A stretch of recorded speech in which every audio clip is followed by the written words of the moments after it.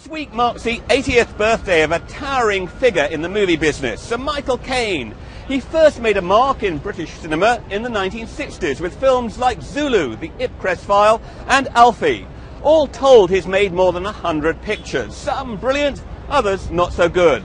But what nobody can deny on the occasion of his 80th birthday is that he is an extremely gifted actor with an unforgettable screen presence.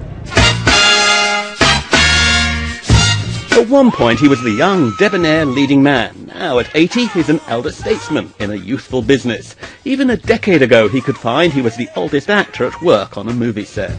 You are a very, very experienced actor. Obviously you work with younger actors. Do you find that you still have a lot to learn, that you can look at younger actors and actually learn something from them? No. I teach. What happens is when you're a very young actor, unknown, which I was for too long a time as far as I was concerned, you arrive on the set in a state of almost paralytic fear, in absolute awe and terror of the star. And that's what you've got to do, is you've got to bring everybody down, you know.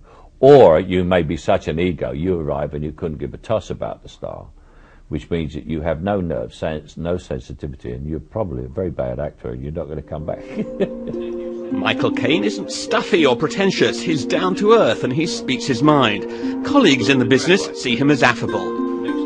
You seem very reasonable and very easygoing with people. Do you ever throw tantrums when you're making movies? Never, never.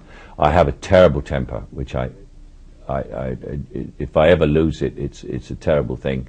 And I regret it immediately, but I never, ever lose my temper in a film. And I don't let anyone else do it either, not with me around.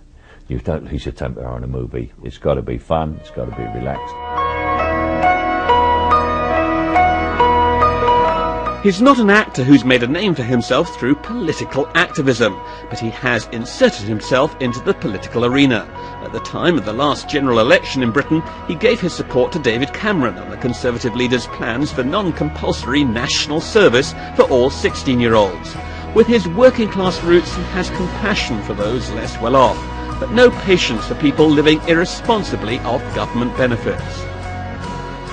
I mean, politically, I'm an extreme right socialist or an extreme left conservative. I've always been somewhere in that because I believe in the capitalist system. But I come from working class poor and I can't believe that you can leave people to rot.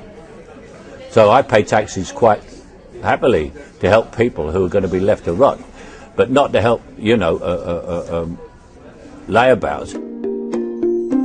But it's not really politics where Michael Caine has put his energies. It's his acting that's been paramount. Do you ever find that you devalue what you do, that you don't think it's terribly important being an actor? No, I do think it's important to me to be an actor. I suppose we have to be there. The entertainment has to be there. It's the sum total of what you do as a person. No word on how Sir Michael Caine will be spending his 80th birthday. His representatives say he's not doing any press in connection with the event.